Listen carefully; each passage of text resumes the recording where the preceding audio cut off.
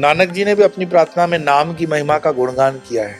एक ओंकार सतनाम, करता पुरख निर्भव निर्वैर, अकाल मूरत अजूनी सहबा, गुरु प्रसाद सत, आद भी सत, जुगाद भी सत, है भी सत, गुरु नानक। अक्षय, जिसका कभी क्षय न हो, जी तो ये अक्षय तृतीया है।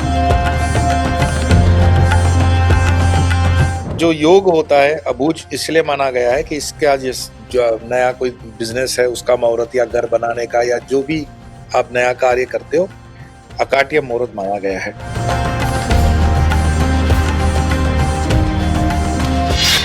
19 अप्रैल को अक्षय तृतीया कहते हैं ये अबूझ मुहूर्त का सबसे बड़ा महापर्व होता है और इस दिन किया गया कार्य, आपकी खरीदारी, आपका निवेश, आपकी नई शुरुआत आपको अक्षय रूपी शुभ परिणाम देती है। तो आपसे समझना है कि इस दिन खासकर अपने घर में अस्थाई लक्ष्मी को स्थायी कैसे किया जा सकता है।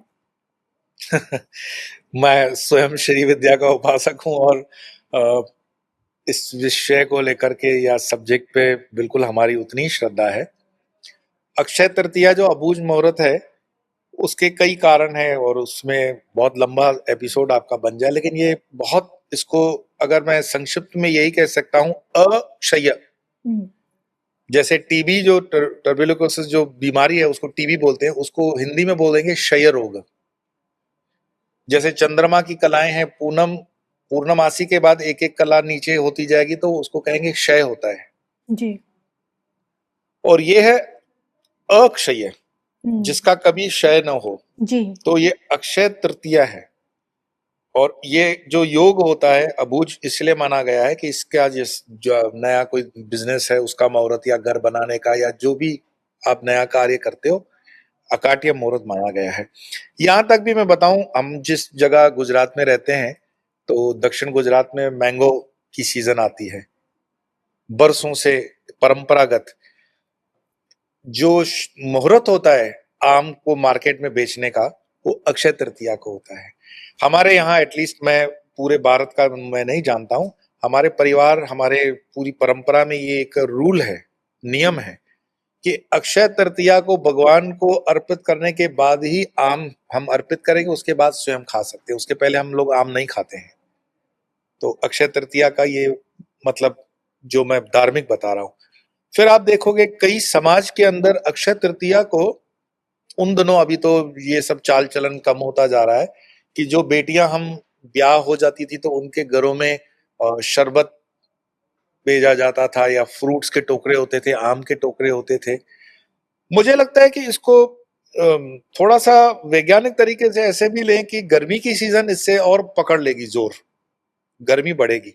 तो जल के आप देखते थे उन दोनों, अब तो सब जगह पे पानी की व्यवस्था पीने वाली वो रही नहीं, सब बॉटल में पानी आ गया।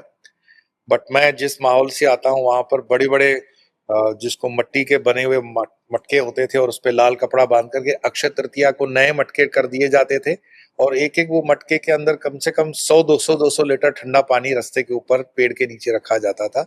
ये बहुत बड़ा दान माना गया। दिन ब दिन क्या हो गया, सनातन की जो संस्कृति है वो हमने मल्टीनेशनल कंपनियों के इसमें ला दी। बॉटल का पानी हो गया, बट कोई इसमें प्रॉब्लम नहीं अगर उसको भी हम थोड़ा सा जीवों के लिए जल कर दें, चिड़ियों के लिए पानी की व्यवस्था करना, है ना, जितने भी पंछी हैं उसके लिए। और अक्षय का मुहूर्त ऐसा नहीं है कि चोर अगर बोले कि इसी दिन मैं बड़ी चोरी कर लूं तो अक्षय तृतीया का मुहूर्त है, मैं पकड़ा नहीं जाऊंगा। कर्म प्रधान है धर्म।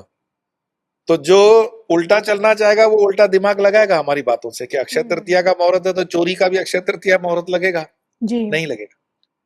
सबसे बड़ी बात है, सनातन धर्म कर्म प्रधान है। ये तो बीच में क्या हो गया, विधर्मियों के अटैक्स के कारण, विधर्मियों के हमले के कारण हम लोग कर्महीन प्रजा हो गए। 1000 साल की हमारी गुलामी कर्महीन होने के कारण हुई। तो हमने सब कुछ डाल दिया भगवान के ऊपर कि अक्षय तृतीया को जो करोगे वो सब बढ़िया है। अब अक्षय तृतीया को राहुल गांधी को बोलो नॉमिनेशन फाइल करे, जीतेगा क्या इलेक्शन? अक्षय तृतीया तो बहुत अच्छा मुहूर्त है, ऐसा नहीं होगा। तो आपका कर्म, आपकी उपासना, आपकी तपस्या, आपका धर्म भी आपके साथ होना चाहिए। अक्षय तृतीया तो है पर वो सबके लिए उतनी डिग्री में नहीं है। आपको उतनी डिग्री में कर्म करके आना पड़ेगा। जी। तो मैं जो भी कहता हूँ बिल्कुल स्पष्ट कहता हूँ, ट्रांसपेरेंट कहता हूँ, और एक जिसको कहते हैं ना उसकी वैलिडिटी के साथ होमवर्क करके ठीक से बताना चाहिए। बाकी गुमराह तो नहीं करूंगा कि अक्षय तृतीया बहुत अच्छा मुहूर्त है, सोना ले लेना, पता पड़े 2 दिन के बाद सोना और गिर गया युद्ध की वजह से। तो ऐसा नहीं है। It all depends on your कर्म, कार्मिक साइकिल में है। मुझे लगता है कि सनातन के जो भी अनुयायी हैं उनको जगना चाहिए, शास्त्र का अध्ययन करना चाहिए, और इसके पीछे जो वैज्ञानिक सत्य और तथ्य है उसको समझ करके ही पढ़ना चाहिए। बाकी अक्षय तृतीया मुहूर्त अच्छा है, नो डाउट। अच्छा, आपसे जानना था कि इस दिन कौन-सा दान सबसे बड़ा दान कहा जाता है? क्योंकि इस अक्षय तृतीया पर ही प्रेमानंद महाराज का ये कहना था कि सबसे बड़ा दान आपका नाम जप होता है, कि अगर आप लगातार राधा नाम या किसी भी प्रभु के नाम का जाप कर रहे हैं, तो आपके मुख से निकलने वाली ध्वनि किसी दुखी व्यक्ति के कान में पड़ती है, तो उसके जीवन का अंधेरा दूर हो सकता है और यही सबसे बड़ा दान है। तो आपसे जानना चाहती हूँ कि नाम जप की ताकत क्या कहती है? मतलब क्या हम बिल्कुल इसे बिल्कुल। सबसे बड़ा दान मान सकते हैं? हाँ हाँ, नाम दान जो है या नाम जप जो है वो वास्तव में बहुत ऊंची एक परमात्मा की कृपा के बिना तो नाम भी नहीं निकलता। भागवत के अंदर ये कहानी जो आती है कि वो अपने पुत्र को बुलाते हैं, नारायण नाम रखते हैं, तो नारायण करके बुलाते हैं तो भगवान नारायण स्वयं उसका उद्धार करने आते हैं। वो तो पापी तापी होता है, भागवत में ऐसा चलती है कहानी।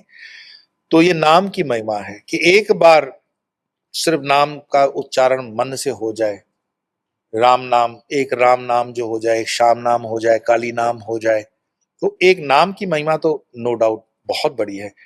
और नाम और नामी, वो जिसका नाम ले रहा है वो अरूपा है ना। तो नानक जी ने भी अपनी प्रार्थना में नाम की महिमा का गुणगान किया है। एक ओंकार सतनाम, करता पुरख निर्भव निर्वैर, अकाल मूरत अजोनि सैबा, गुरु प्रसाद सत, आद भी सत, जुगाद भी सत, है भी सत, गुरु नानक। तो नाम, नाम जपने में नानक जी ने भी नाम को महिमा दी। हमारे नामदेव हों, ज्ञानेश्वर हों, संतों ने नाम की महिमा दी। पर नाम कौन सा नाम? तो वो जो नाम है वो श्वासोश्वास से, एक गुरु परंपरा से थोड़ा बहुत जो रह करके सीखते हैं, पर उसका प्रारंभ किसी, जैसे राधा नाम है, श्याम नाम है, राम नाम है, शिव नाम है, उससे प्रारंभ होता है। और यस, ये बात सही है कि दुखी मन को अगर नाम का सहारा मिलता है तो नाम में इतनी ताकत है, इतनी वाइब्रेशन है कि उसका सहारा तो मिलता है।